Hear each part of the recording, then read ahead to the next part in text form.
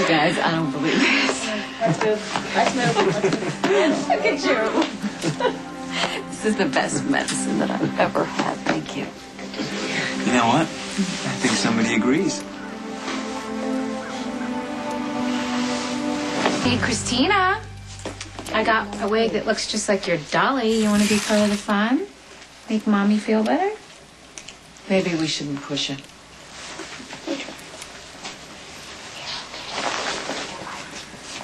I'm sorry. I thought it was worth a try. Thanks. I appreciate it, all of you, really. Actually, there is an ulterior motive. Michael wants to borrow your youngest daughter. Yeah, we're kind of having a Christmas pageant at school, and I was hoping that Molly could play Baby Jesus. She's a girl. Well, if she's covered up in Jesus stuff all the time, no one will notice. Michael's playing Joseph, and Morgan's he's the drummer boy. So I think we need to keep things as normal as possible around here. I think I need to keep Molly put here, if that's okay. But I have an idea. What about calling Nicholas and seeing if Spencer can do it? I'll see what I can do. Oh, and one more thing. Morgan has a present for Christina. Oh. Get it out. Aw, ruined it. Oh, no. Here, give me. Oh, no, this isn't ruined at all. It's just a little bit crinkled, but it's still very nice and shiny. And you know what? It doesn't matter what a star looks like. It's the wish you make that counts. Yeah. And you're wishing for Christina to get better, aren't you? It's working. Yes.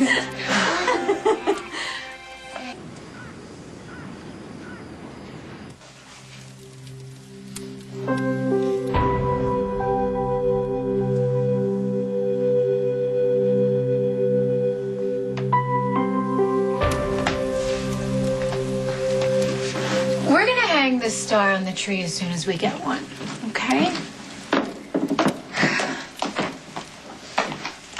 Do you like this one? What do you think? That was funny, all of you with your wigs on, you and the boys. Jack's looked pretty funny too, huh?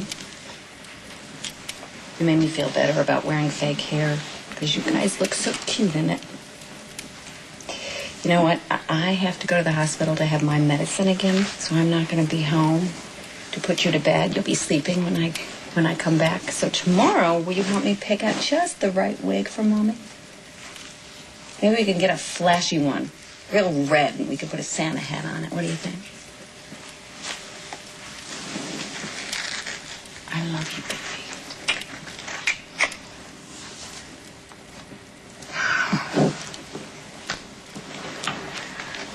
Why don't you let me drive you?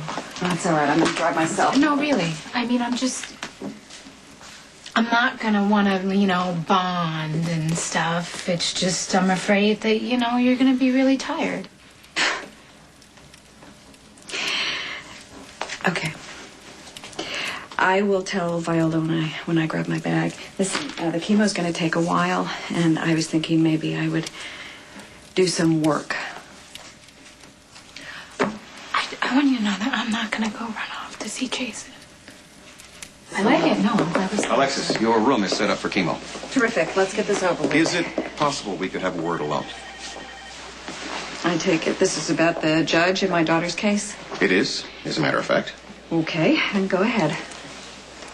It's your daughter's. We're way beyond that. So, did the judge contact you? He requested my opinion as to whether or not you were strong enough to handle such an important case. I had to say no. I'm not surprised. I say this with respect, but I think you're wrong. Any responsible medical professional would agree that right now is not the time for you to be taking on such a huge task. I've gotten through the first chemo relatively easily. I think that my body can handle the second one, and I think that I'll be in perfectly good condition to be able to try my daughter's case. And if you don't agree with that, then I'm going to have to find a doctor that does. I'm sorry. My responsibility is to you, not your daughter, not the court system. You need to concentrate on beating this cancer, not being in court. Dr. Scorpio, may I have a word with you, please? Sure. You know my situation, and I am requesting that you give me a physical so that you can tell the judge that I am indeed strong enough to try my daughter's case. I'm sorry, Alexis. I can't lie for you. Robin, you haven't even examined me. How are you so sure that I can't represent Sam? Well, because I've seen your chart. You have stage 2 lung cancer. You're starting out with a 50% survival rate. Hey, are you trying to upset her? No, I'm just being realistic. You had a surgical procedure on one lung. Then you developed post-op pneumonia. We had to induce a coma so we can fight yet another infection.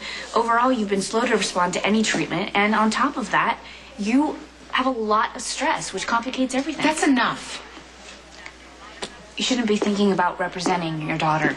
You should be thinking about enjoying what could very well be your last days. Thank you very much for your opinion, Dr. Scorpio. I apologize for my colleague. She's obviously lost her mind. I can't argue with the facts. The facts are you're showing remarkable courage in the face of a serious illness.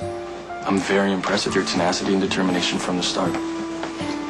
But Dr. Scorpio just said... Dr. Scorpio's not herself at the moment, and she's speculating, and I'm sorry. In my opinion, your prognosis is great. You'll live as long and as well as you choose to.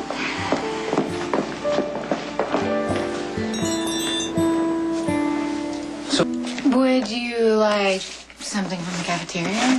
Maybe a shake or... No, thanks. No? How about a cup of coffee?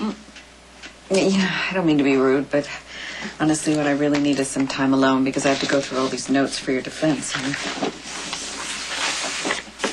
I can find another lawyer. You're worried about Robin? You're worried about what she said? Well, to be perfectly honest, it scared the hell out of me, too. But I'm going to choose to go right with Dr. Patrick's assessment and assume that everything will be fine. Okay, well, why would she say otherwise then?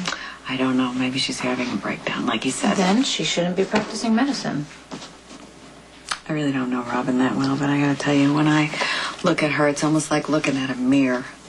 I see her just throwing her focus right into her work and thinking she can separate her personal life and her professional life, but you can't. It's kind of like throwing everything into the denial compartment, and then it just sort of explodes and you can't erase it from the screen. I'm not going to let it get to me, and I don't think you should, too. And I don't think you should have to mommy sit. I'll be okay. Okay. I'll be back to pick you up. No. I'll take a cab. Are you kidding me? No, of course I'm going to There's come no back and pick you up. no reason for you to have to drive back to the house again. I'll be fine. Okay. Whenever you want.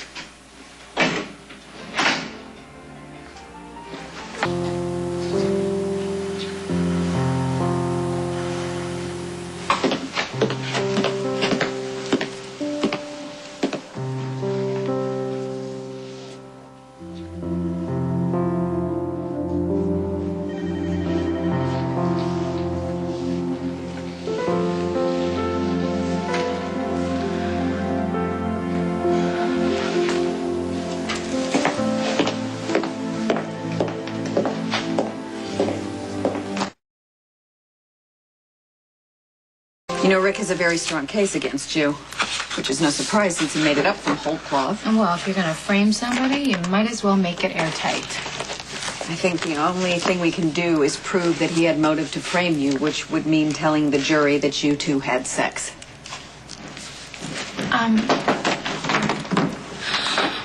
Jason. Oh, gosh. Oh, thank God you're okay. I'm glad you're all right. I'm assuming that you wouldn't be here if you were still a wanted fugitive. No one called you? No, what happened? Well, I finally found Spinelli at his grandmother's. We turned ourselves in. He showed the cops how he faked a flash drive. Okay. When the cops went to get the original from Rick's office, it was missing.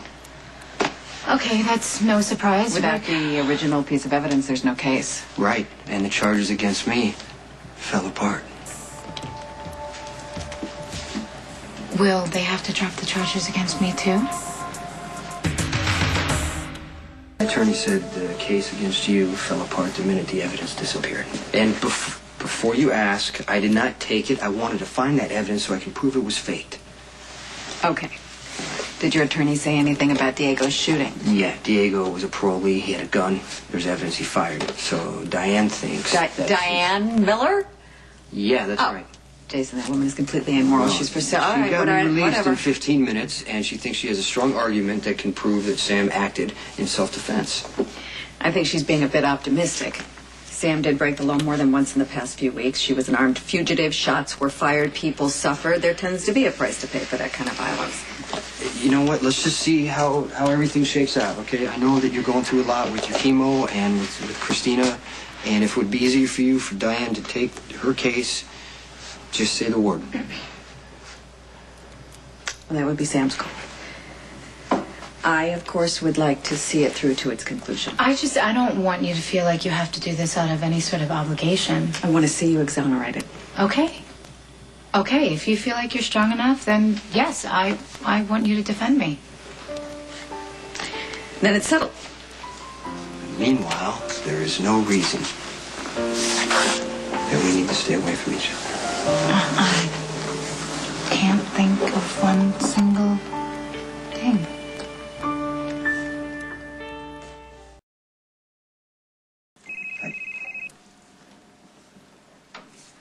Hold on.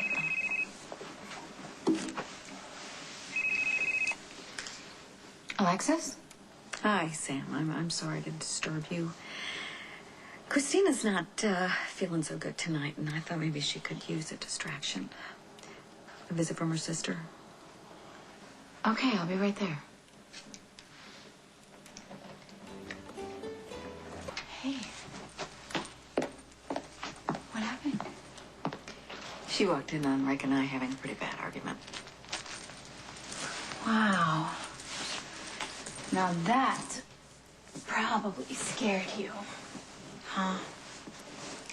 I know it's really confusing when you hear grown-ups arguing because you don't really understand what they're talking about. But you know from their faces and the sound of their voice that they're mad, angry, and I bet you it probably makes you want to hide, huh? Well, you know what? There are a few things that you have to remember. Ready?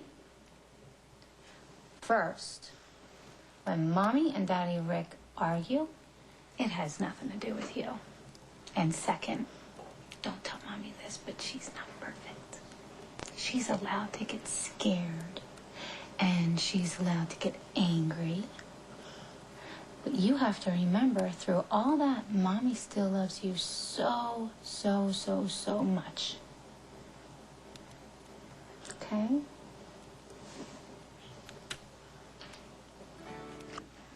Thanks for coming so quickly. Do you think it even helped? I do. I think sometimes kids hear things more easily when they don't come from Mom. She's better. She's sleeping. Good. Good. What happened with Rick anyway? I was hoping to persuade him to drop the charges against you, and that have somehow escalated into a screaming match about whose fault the failure of the marriage was. And somehow in the midst of the vitriol, he agreed to drop the charges if I gave him custody of Molly. Okay, and I hope you told him where he could take that. I did. Okay. I hope you understand. Yeah, of course, I understand. I would never want you to sacrifice Molly or Christina for me, and for what it's worth, I support your decision. Whatever you decide with Rick, I'm with you, okay?